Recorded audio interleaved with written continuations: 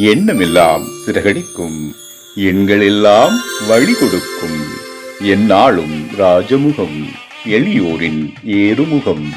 எந்த நிலை வந்தாலும் வந்த நிலை மாறாத நமது Rajanilai. Rajanilai TV, channel of astrology.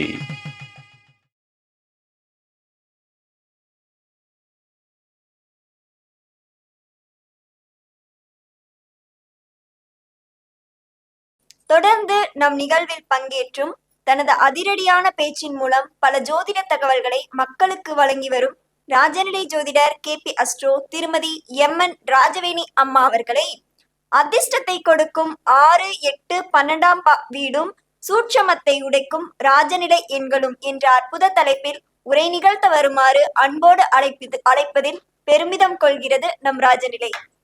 அருள்பெருஞ்சோதி அருள்பெருஞ்சோதி தனிப்பெரும் கருணை அருள்பெருஞ்சோதி. மாதா பிதா குருமார்களை வணங்கி பிரபஞ்சங்களையும் நவகிரகங்களையும் பஞ்சபூதங்களையும் வணங்கி இந்த கருத்தரங்கு சிறப்பாக நடத்தி கொண்டிருக்கும் நம்மளோட ஆசான் ராஜசேகர் சார் அவர்களுக்கும் ஒரு நன்றியை தெரிவிச்சு, இங்க வந்திருக்கும் ஜோதிட ஜாம்பவான்களுக்கும் ஜோதிட அறிஞர்களுக்கும் என்னுடைய வணக்கத்தை தெரிவிச்சுக்கிறேன். ஸ்பெஷலா யாருக்கு ரொம்ப நன்றி தெரிவிச்சுக்கன்னா, ராஜநிலை டிவி பார்த்து கொண்டிருக்கும் அனைத்து நம்மளோட நேர்கள், நம்மளோட அன்பான நேர்கள். ஏன்னா எப்பயுமே ராஜநிலை டிவி ஓபன் பண்ணினா உங்களுக்கு ஜோதிடர் வந்துட்டே இருப்பாங்க, நீங்க கேட்கிற கேள்விகளை பதில் சொல்லிட்டே இருப்பாங்க. ஏன்னா ஆசன் இப்ப ராஜநிலை டிவி தமிழ்நாடு மட்டும் இல்ல பாண்டிச்சேரியை சேர்த்து கொண்டு போயிட்டாரு. அப்ப ராஜநிலை எப்ப ஓபன் பண்ணாலும் ஏதாவது ஒரு ஜோதிடர் உங்களுக்கு பதில் சொல்ல ரெடியா இருக்காங்க. அப்ப நேர்கள், எங்க சேனலை பார்த்துட்டு இருக்க நேர்கள் உங்களுக்கும் நாங்க ஒரு ஸ்பெஷல் தேங்க்ஸ் சொல்லிக்கிறோம். இன்னைக்கு என்னோட தலைப்பு ஒரு வித்தியாசமான தலைப்புங்க. எல்லாருமே பயந்துக்கிற ஒரு தலைப்பு தான். நீங்க பயந்துக்க வேணும்னு சொல்றதா நான் இன்னைக்கு வந்திருக்கேன். 6, 8, 12ஆம் பாவங்களும், அதாவது அந்த வீடு 6, 8, 12 எப்படியுமே பயப்படுவாங்க. அந்த வீட்டுல என்ன பிரச்சனை இருக்கு, அந்த அதிபதிகள் என்ன செய்வாங்க, அது என்ன சூட்சம் இருக்கு, அது என்ன ரகசியம் இருக்கு, அதை உடைக்கும் ராஜநிலை எண்கள் அப்படிங்கிறதாங்க தலைப்பு. இப்ப 6, 8 அப்படின்னாவே நம்ம பயந்துக்கிறோம். அப்படின்னு ஏன் சொல்றோம்னா, 6ஆம் பாவம் அப்படின்னாவே ஒரு வம்பு வழக்கு பிரச்சனை, கோர்ட்டு கேஸ். ஏன்னா கோர்ட்டு கேஸ்ன்னு பயப்படாத யாருமே இருக்க மாட்டாங்க. வக்கீல் மட்டும்தான் பயப்படாம, வக்கீலும் ஜட்ஜு மட்டும் பயப்படாத ஆளுங்க மட்டும்தான் கோர்ட்டு கேஸுக்கு போவாங்க. மற்ற பொதுமக்கள் எல்லாமே கோர்ட்டு கேஸ் தான் பயப்படுவாங்க. அதனாலேயே நம்ம 6ஆம் பாவம் அப்படிங்கிறத பயப்படுறோம். ஓகேங்களா? அப்புறம் 8ஆம் பாவம். 8ஆம் பாவத்துக்கு பயப்படாதவங்க யாருமே இருக்க மாட்டாங்க. ஏன்னா சனி பகவான் அப்படின்னாவே எல்லாரும் ஐயோ சனி கெடுத்துருவாரு, கஷ்டப்படுத்துவாரு, 7.5 சனி வந்துருச்சு, அஷ்டம சனி வந்துருச்சு அப்படின்னு நிறைய பயப்படுவாங்க. என்னோட கிளைண்ட்டு கூட நான் சிம்ம ராசிங்க, எனக்கு என்னமோ இப்ப அடுத்து 5ஆம் வீட்டுல சனி இருக்காராமா, 9ஆம் வீட்டுல சனி இருக்காராமா, இதுக்கு என்ன பலன் அப்படின்லாம் கேட்கறாங்க. அவங்களா 7.5 சனி அஷ்டம சனி எல்லாம் எடுத்துக்கிறாங்க. கண்டக சனி வந்துருச்சா, பாதச்சனியா, ஜென்ம சனியா, இதுக்கு என்ன அப்படின்லாம் கேட்கறாங்க.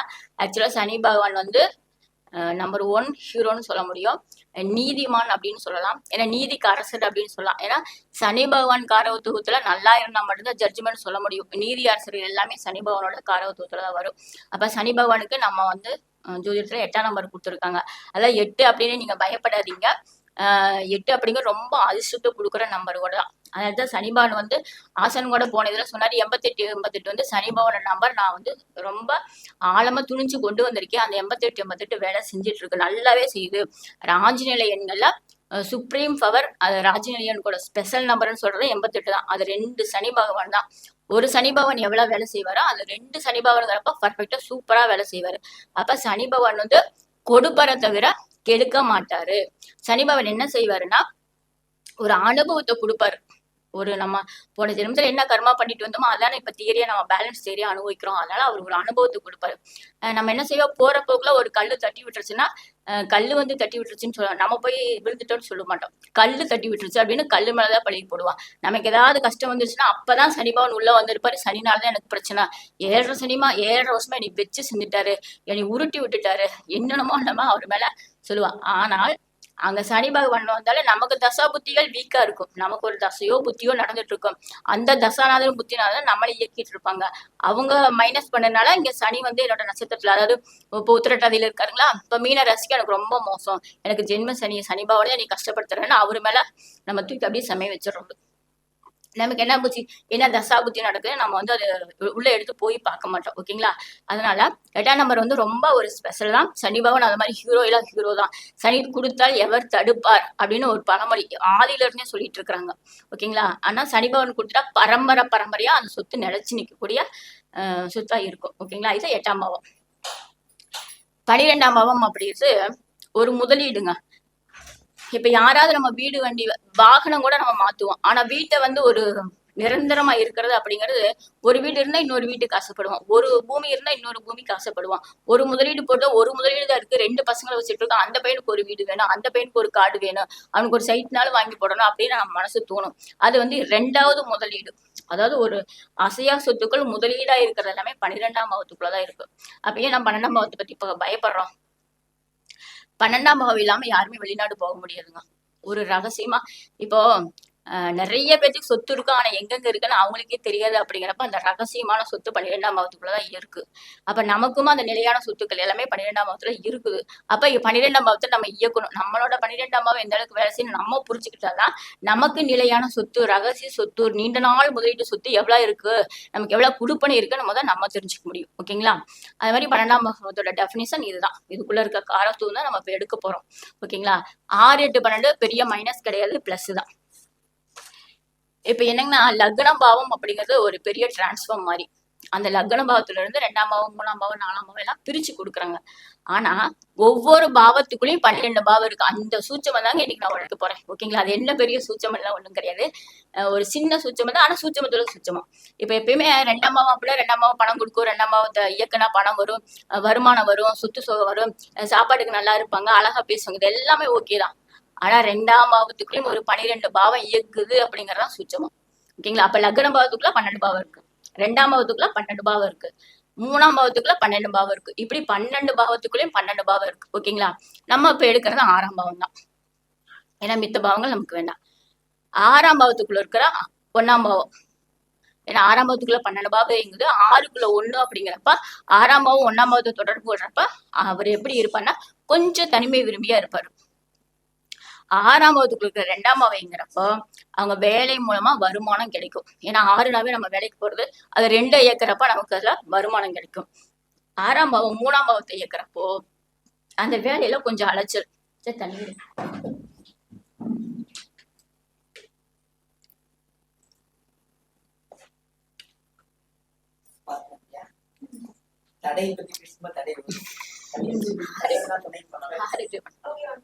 ஓகேப்பா ஓகேப்பா. இப்போ 6ஆம் பாவத்துல இருக்கிற 3ஆம் பாவங்க, 6நாவே வேலை, 3நாவே அலைச்சல். இந்த வேலை செஞ்சுட்டு வாங்க, அந்த வேலை செஞ்சுட்டு வாங்க, வெளியூர் போயிட்டு வாங்கன்னு கம்பெனியில அலைய வைக்கிறது இந்த 6ஆம் பாவத்துக்குள்ள இருக்கிற 3ஆம் பாவம்.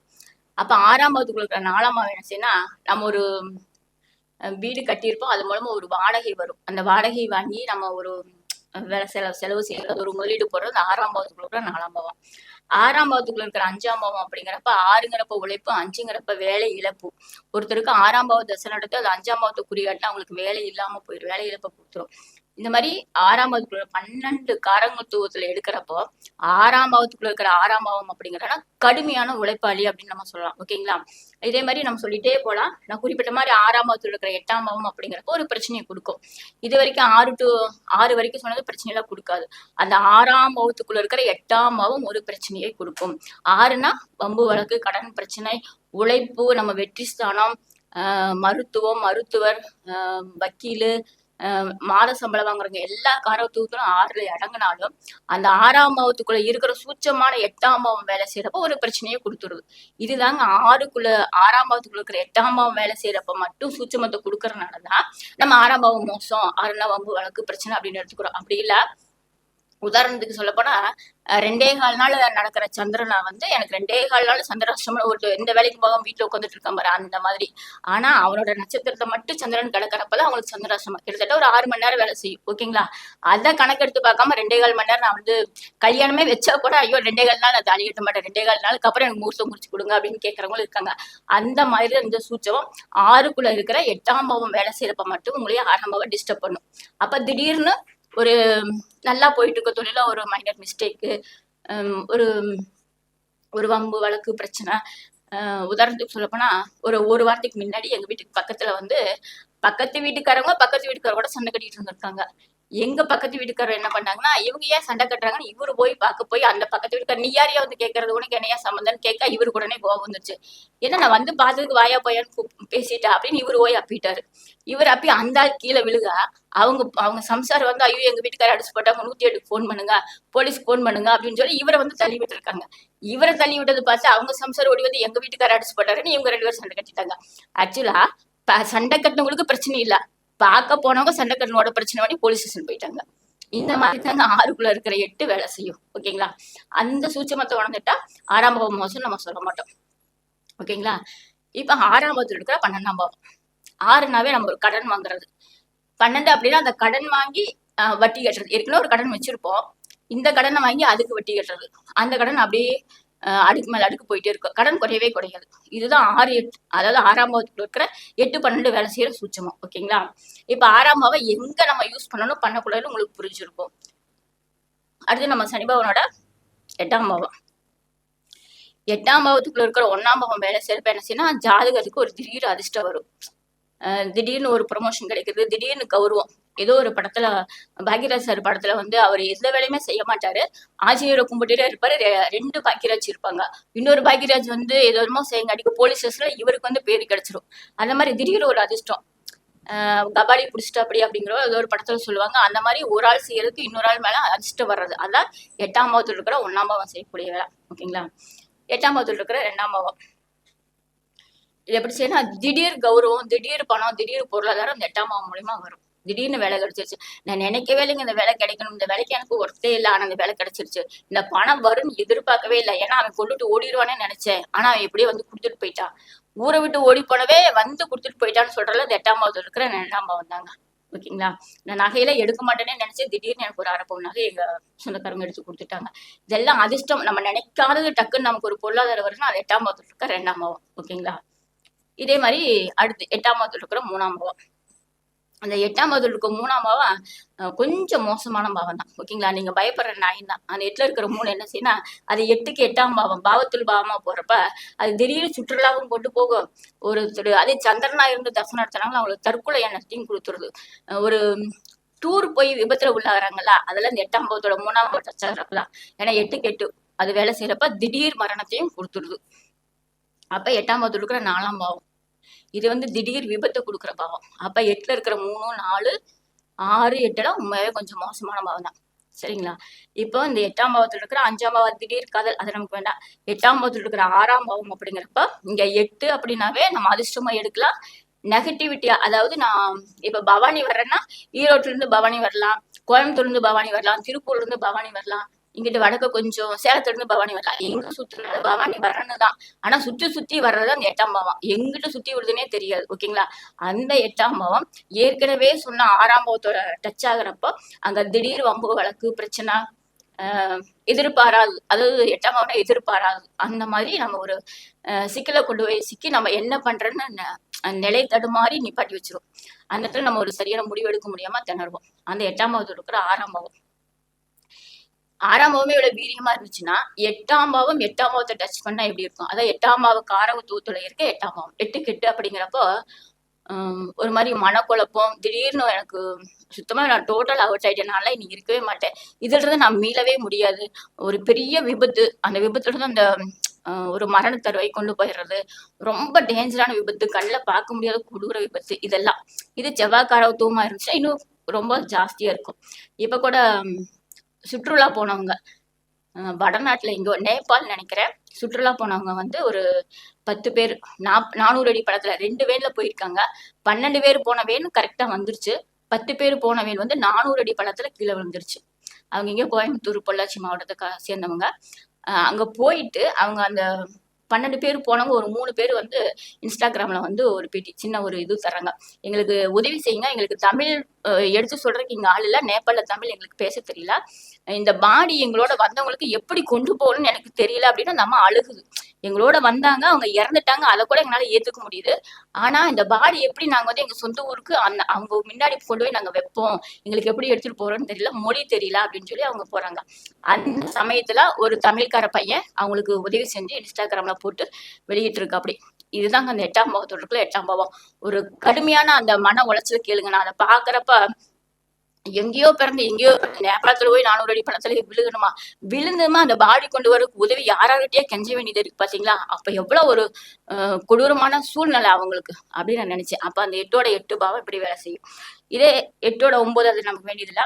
8ஆம் பாவத்தில் இருக்கிற 12ஆம் பாவம் அப்படிங்கிற இந்த மாதிரி திடீர் விரயத்தை கொடுக்கும். நிறைய முதலீடு போட்டிருப்போம், டக்குன்னு டோட்டல் லாஸ் ஆகும். உதாரணத்துக்கு சொல்ல போனா பழைய படத்துல எல்லாம் அந்த ஹீரோக்கள் நல்லா இருப்பாங்க. திடீர்னு ஷேர் மார்க்கெட் உங்களுக்கு டவுன் ஆயிடுச்சு, உங்க கப்பல் கவுந்துருச்சு அப்படிங்கிறப்ப உடனே இவருக்கு நெஞ்சுவலி வந்து செத்து போயிடுறாரு இல்ல. பழைய படத்துல ரங்கராவ் சார்லாம் அந்த மாதிரி நிறைய பார்த்திருக்கேன். மேஜர் சுந்தரராஜன்லாம் அந்த மாதிரி உடனே நெஞ்சு பிடிச்சிட்டு நிறைய முதலீடு போயிடுச்சுன்னு வருத்தப்படுவாங்க. அது வந்து 8ஆம் பாவத்தில் இருக்கிற 12ஆம் பாவம். நிறைய விரயம், அதாவது டோட்டல் லாஸ். மேடே ஏற முடியாது அப்படிங்கிற அந்த டோட்டல் லாஸ். சரிங்களா? இந்த மாதிரி 8ஆம் பாவத்துக்குள்ள நிறைய மைனஸ் இருக்கு. ஆனாலும் அந்த 8ஓட 6 டச் பண்றப்பையும் 8ஓட 8 டச் பண்றப்பையும் 8ஓட 12 டச் பண்றப்பையும் கொடூர இது இருக்கு. அதுல நல்ல விஷயங்களும் இருக்கு. அந்த திடீர் அதிர்ஷ்டத்தை கொடுக்கறதும் இருக்கு. அப்ப ஸ்பெசிபிக்கா 8ஆம் பாவம் அப்படிங்கிறது ஃபுல் ஸ்கிரீன்ல நம்ம போடக்கூடாது. அதுக்குன்னு சில பாயிண்ட் இருக்கு பார்த்தீங்களா, அதை மட்டும் எடுத்து அந்த பாயிண்ட் பிடிக்கிறப்ப 8ஆம் பாவம் நிறைய பிளஸும் கொடுக்குது, சின்ன சின்ன மைனஸ். அதாவது சின்ன சின்ன மைனஸ்னா பெரிய அடி குடிக்கிற சின்ன சின்ன மைனஸ். அதை மட்டும் எடுக்கிறப்ப 8ஆம் பாவத்தை பத்தி பயந்தே ஆகணும், பயப்பட வேண்டியதும் இல்லை. ஓகேங்களா? ட்விஸ்ட் வைக்கிறேன்னு சொல்லாதீங்க. 8 அப்படின்னாவே பயத்தை கொடுக்கும். அந்த குறிப்பிட்ட இதுக்கு மட்டும் பயந்தா போதும், எல்லாத்துக்கும் பயப்பட வேண்டியது இல்லை. ஓகேங்களா? அடுத்து நம்ம 12ஆம் பாவம். 12ஆம் பாவத்துக்கு ஏற்கனவே சொல்லிட்டு ரகசிய முதலீடுகள், நமக்கு முதலீடு நிரந்தர சொத்துக்கள் வேணா 12ஆம் பாவம் கண்டிப்பா இயங்கணும். வெளிநாடு போனா கண்டிப்பா நமக்கு வந்து 12ஆம் பாவம் இயக்கியே ஆகணும். அப்ப 12ஆம் பாவத்தில் இருக்கிற 1ஆம் பாவம் அப்படிங்கிறப்ப வெளிநாட்டுக்கு போனா ஒரு கௌரவமா இருப்பாங்க. அந்த எப்படின்னா வெளிநாட்டுல போய் கஷ்டப்பட மாட்டாங்க, அவங்க பாட்டுக்கு ஃப்ரீயா இருப்பாங்க. இதே 12ஆம் பாவத்துல இருக்க 2ஆம் பாவம் டச் பண்றப்ப அந்த முதலீட்டுக்கு போனா வருமானம் கிடைக்கும். இப்படியே நம்ம 12ஆம் பாவம் 3, 4, 5 சொல்லிட்டே போலாம். நமக்கு வேணுங்கிறது 12ஆம் பாவத்துல இருக்கிற 6ஆம் பாவம். 12ஆம் பாவம்னா முதலீடுன்னு சொல்லியிருக்கேன், வட்டிக்கு வாங்கி வட்டிக்கு கொடுக்கறதுன்னு சொல்லியிருக்கேன். ஓகேங்களா? இப்ப 6ஆம் பாவம் டச் பண்றப்ப ரகசிய முதலீடு மூலமா ஒரு கடன் ஆகிறது, கடன் வாங்கி கடன் கட்டுறது, அது மீட்டு எக்ஸ்டெண்ட் ஆகுறது, ஊரை விட்டு ஓடி போயிருது. ஏன்னா 12 அப்படிங்க நமக்கு பிடிக்காத இடத்துல இருக்கிறது. ஓகேங்களா? மருத்துவமனை, மருத்துவ செலவு இதெல்லாமே நமக்கு கொடுக்குது. தலைமறைவு, காவல்துறை கைது செய்யப்பட்டு போய் ஜெயில போடுறது, இது வெளிநாட்டுல போய் சிலர் எல்லாம் ஜெயிலுக்கு போயிடுவாங்களா, அதெல்லாம் இந்த 6, 12ஆம் பாவம் 6 டச் பண்றது, 8ஆம் பாவம் டச் பண்றதுதான். ஓகேங்களா? அடுத்து வந்து 12ஆம் பாவம் 7ன்னா அது ரகசிய திருமணம். 12ஆம் பாவம் 8ஆம் பாவத்தை இது பண்றப்ப ரகசியமான, இப்ப நான் சொன்னல, ஒரு நாட்டுல இருந்து இன்னொரு நாட்டுக்கு போய் கைதி ஆகிறது, இந்த நாட்டுல போய் நம்ம நாட்டுல இருந்து அடுத்த நாட்டுக்கு வேலைக்கு போய் அங்க ஒரு இறப்பு சந்திக்கிறது, அந்த பாடி இங்கெல்லாம் வராம அங்கேயே ஒரு டிஸ்போஸ் ஆகுறது, பாடியை மாத்தி கொடுக்கறது. உதாரணத்துக்கு போன வாரம் ஒரு நியூஸ் பேப்பர்ல ஒரு ஊர்ல வந்து ஜிஹெச்ல ஒரு பாடி கொடுக்குறாங்க. அவங்க அப்பா இறந்துட்டாங்கன்னா அந்த ஃபேமிலி கூப்பிட்டு கொடுக்குறாங்க. அவங்களும் பாடி வாங்கிட்டு போய் பந்தல் எல்லாம் போட்டு எல்லாம் அவங்க சொந்தக்காரர்களுக்கும் சொல்லி பாடி அடக்கம் பண்ணா குழியெல்லாம் தோண்டி எல்லாம் பண்ணிட்டாங்க. பாடி எடுத்துட்டு போறப்ப அந்த பாடிக்கு சொந்தக்காரால் உயிரோட கொஞ்சம் ட்ரிங்க்ஸ் அடிச்சுட்டு பாட்டிலோட வராப்படி. இங்க எல்லாம் திணறி அடிச்சுட்டு, என்னடா நம்ம பாடி இங்கே வச்சிருக்கோம், குழியெல்லாம் நோண்டிட்டா இவர் வர்றாரு அப்படின்னு, இவரு தானா அப்படின்னு எல்லாம் செக் பண்றப்ப கன்ஃபார்மா அவரு தான். அப்புறம் செக் பண்ணி பாக்குறப்பதான் ஜிஹெச்ல வந்து பாடி தப்பா கொடுத்துட்டாங்க அப்படின்னு அவங்க ரிசர்ச் பண்ணி மீண்டும் பாடி வந்து ஜிஹெச்க்கு அனுப்புனாங்க. நம்ம ஜிஹெச் ரொம்ப கரெக்டா வேலை செய்வாங்க. அந்த மாதிரி கொடுத்து அனுப்பிட்டு அப்புறம் உயிரோடு இருக்கிறவங்களை குழியை மூடிட்டு இவர் வீட்டுக்கு கூட்டிட்டு வந்துட்டாங்க. கொஞ்சம் ஏமாந்துட்டா இன்னும் கொஞ்சம் பிரச்சனையாயிருக்கும். நல்ல வேலை அது நியூஸ்ல வந்துருச்சு. ஓகேங்களா? அந்த மாதிரிதான் இந்த 12ஆம் பாவம் 8ஆம் பாவத்தை டச் பண்றது, 12ஆம் பாவம் 12ஆம் பாவத்தை டச் பண்ணதுல கொஞ்சம் ஒரு எதிர்பார்க்க முடியாம நம்ம ஜீர்ணிக்க முடியாத சில விஷயத்த கொடுக்குறீங்களா, அதெல்லாம் கொடுக்கும். ஓகேங்களா? இதுதான் 6, 8, 12க்குள்ள ஒரு ரகசியம். இப்ப இந்த ரகசியத்தை உடைக்க ராஜநிலை எண்கள் என்ன செய்யுது அப்படின்னு கேட்டீங்கன்னா, யாரெல்லாம் 6, 8, 12 யூஸ் பண்ணலாம். இப்ப உதாரணத்துக்கு மேசலகன்னு வச்சுக்கோங்க. மேசலகன்ல ஒருத்தர் பிறந்துட்டாரு, அவரு டாக்டர் தான் படிச்சாகணும், அவரோட ஜாதகத்துல வந்து மருத்துவத்துறை நல்லா இருக்கு அப்படின்னா அவருக்கு 6ஆம் பாவத்தை தாராளமா இயக்கலாம். ஓகேங்களா? இதே பல் டாக்டர் இருந்தா 6ஆம் பாவத்தை இயக்கக்கூடாது, 2ஆம் பாவத்தை தான் இயக்கணும். அதாவது மருத்துவத்துல நிறைய வெரைட்டி இருக்கு. ஓகேங்களா? இதே மேஷலகன் பண்ற ஒருத்தர் வந்து நான் ராணுவத்துக்கு போறாரு. 2 நாளைக்கு முன்னாடி நான் லைவ்ல கூட ஒரு தம்பியாங்க கூப்பிட்டாங்க, அண்ணன் தம்பி 2 பேருமே நாங்க ராணுவத்துக்கு போறோங்க மேடம், எங்களுக்கு நல்ல நம்பர் எடுத்து கொடுங்க அப்படின்னு சொன்னாங்க. நான் லைவ்லயே சொன்னேன், உங்க லக்னம் எதுவோ உங்க லக்னத்துக்கு 8ஆம் வீட்டு நம்பர் எடுத்து வச்சு தாராளமா நீங்க வந்து ராணுவத்துக்கு போங்க, உங்களுக்கு சூப்பரா இது கிடைச்சிடும். ஆனா பயப்படாதீங்க, அவங்க வச்சிருந்த நம்பர் பயப்படுற மாதிரி நம்பர் இருந்துச்சு. இந்த நம்பரை தூக்கி போட்டு உங்க லக்னத்துக்கு 8ஆம் வீட்டு நம்பர் இயக்குனா உங்களுக்கு சூப்பரா ராணுவத்துல வேலை கிடைச்சிடும், நீங்க தைரியமா போலாம் அப்படின்னு சொன்னேன்.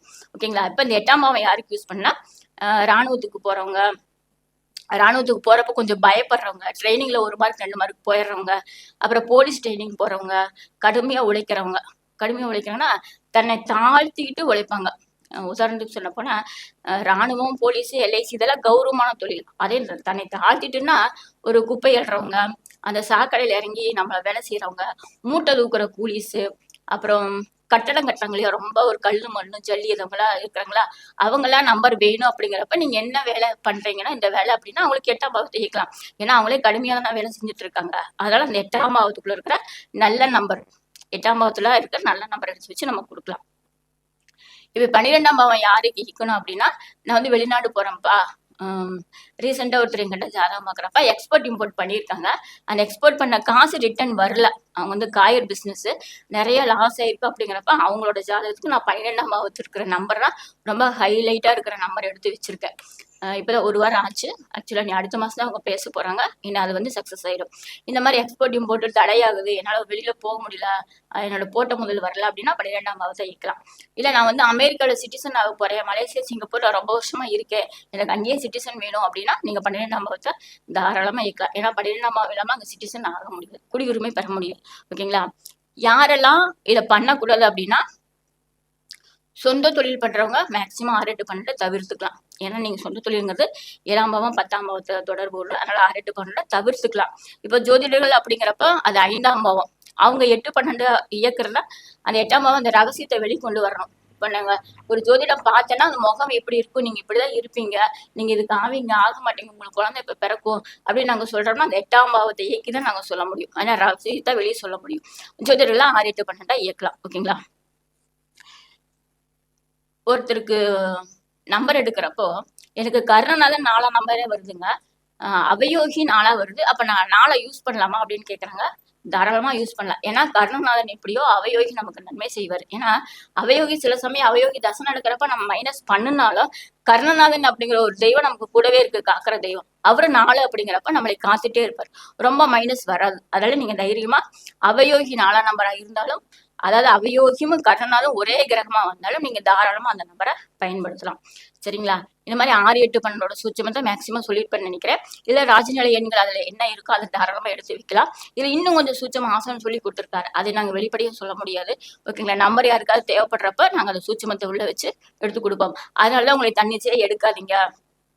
6, 8, 12 கிட்டத்தட்ட கரெக்டா கையாளணும், ஏன்னா அது சுட்டு போடும், அந்த நம்பர் கரெக்டா வைக்கணும் அப்படின்னு எந்தெந்த ஸ்தானத்துல வைக்கணும் கூட நாங்க சொல்லிட்டு இருக்கோம். அதனால ராஜநிலை ஜோதிடர்களை அணுகி நம்பர் எடுங்க அப்படின்னு நாங்க தாழ்மையா கேட்டுக்கிறோம். 2வது, கால தேச வர்த்தமானம் சூழ்நிலையை பார்த்து இடம் பொருள் ஏவலை பார்த்துதான் அந்த 6, 8, 12 கை வைக்கணும். ஓகேங்களா? பெரிய ஒரு தலைவாழைகளை போட்டு நம்ம நிறைய சாப்பாடு, கூட்டு, பொரியல் எல்லாம் சாப்பிடுவோம். 6, 8, 12 அப்படிங்கிறது ஸ்பெசிபிக்கா 6ஆம் பாவத்தோட 8, 12 அப்படிங்கிறது இன்னும் ஸ்பெசிபிக்கா 8 அப்படிங்கிறது வந்து ஒரு அப்பளம் மாதிரி இப்படி போட்டீங்கன்னா உடஞ்சிரும். ஓகேங்களா? இல்லையா, ஊறுகாய் மாதிரி, ஊறுகாய் கொஞ்சம் நாக்குல வச்சா கரெக்டா கொஞ்சம் காரமா இருந்தா ஓ அப்படின்னு சொல்லுவோம், அந்த காரம் நம்மளை பாதிக்கும். அதே சமயம் அந்த ஊறுகாய் நமக்கு ஜெமிக்கிற சக்தியும் கொடுக்கும். அதுல 2 இது இருக்கு இல்லையா? ஒன்னும் ஸ்வீட் வர நம்ம சாப்பிட்டா இனிப்பா இருக்குங்க இல்லையா, அது எல்லாமே 6, 8, 12க்குள்ள இருக்கு, ஸ்பெசிபிக்கா 8ஆம் பாவத்துக்குள்ள இருக்கு.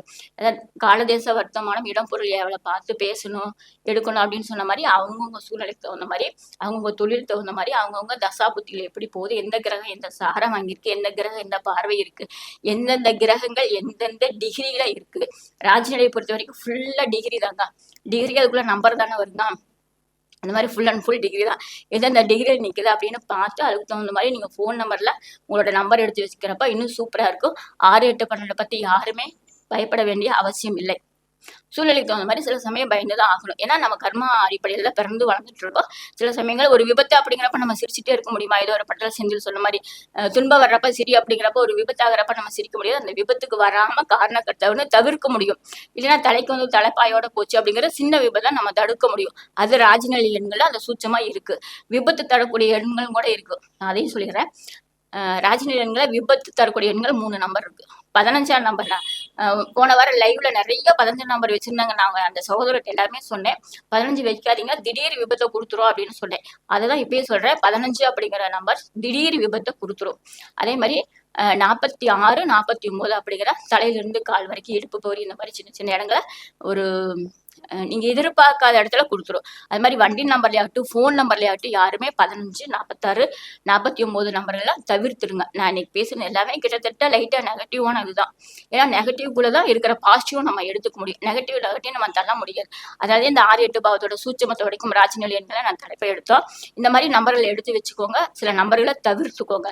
நிறைய சகோதரி சொன்னாங்க, நிறைய பிளஸ் நம்பர் கொடுத்தாங்க, அந்த நம்பரெல்லாம் நீங்க மறுபடியும் கேட்டு பிளஸ் பண்ணிக்கோங்க. ஓகேங்களா? இதாங்க 6, 8, 12, 6, 8 12, 6, 8னாவே பிரச்சனை தான். 6, 8 வந்து பயப்பட வேண்டியது இல்லை. இந்த ராஜநிலையில் இருக்கிற நம்பரில் எடுத்து நீங்கள் பயன்படுத்துகிறப்ப மேலும் மேலும் சிறப்படையும். உங்களுக்கு ஏதாவது சந்தேகம் எனக்கு இது கரெக்டா அப்படின்னா நீங்கள் செக் பண்ணுறதுனா என்னோட நம்பருக்கு நீங்கள் தாராளமாக கூப்பிட்டு செக் பண்ணிக்கலாம். உங்களோட ஹாரோஸ்கோப் பார்த்துக்கலாம். வண்டி நம்பர், ஃபோன் நம்பர், உங்கள் பேரில் கூட 6, 8, 12 வருதா அப்படின்னு செக் பண்ணிக்கலாம். எல்லாத்துக்கும் நாங்கள் ராஜநிலை ஜோதிடர்கள் உங்களுக்கு பதில் சொல்ல ரெடியாக இருக்கோம். நானும் ரெடியாக இருக்கேன். ராஜநிலை டிவி பார்த்து கொண்டு இருக்கும் அனைவருக்கும் என்னுடைய மனமார்ந்த நன்றிகள். எனக்கு இந்த வாய்ப்பு கொடுத்து இங்கே நிற்க வச்ச பிரபஞ்சத்துக்கும், என்னோட பெற்றோர்களுக்கும், என்னோட எல்லா ஆசான்களுக்கும், குறிப்பிட்ட மாதிரி ராஜசேகர் சார் அவர்களுக்கும் என்னுடைய மிக்க நன்றியும் வணக்கத்தையும் தெரிவித்துக் கொள்கிறேன். ராஜநிலை அதிர்ஷ்ட அளவுகளை ஜோதிட குழுமம் பெருமையுடன் வழங்கும் 26வது ராஜநிலை ஜோதிட கருத்தரங்கம் மிக சிறப்பாக நடைபெற்று வருகிறது. இதில் அதிர்ஷ்டம் எப்படி பெற வேண்டும் தெரியுமா? அப்போ இந்த சூட்சமம் உங்களுக்கு 6, 8, 12 ரகசியம், அதை உடைத்து சொல்லும் ராஜநிலை எண்கள் என மிக சிறப்பாக விளக்கி கூறிய ராஜநிலை ஜோதிடர் KP அஸ்ட்ரோ திருமதி MN ராஜவேணி அம்மா அவர்களுக்கு மனமார்ந்த நன்றிகள்.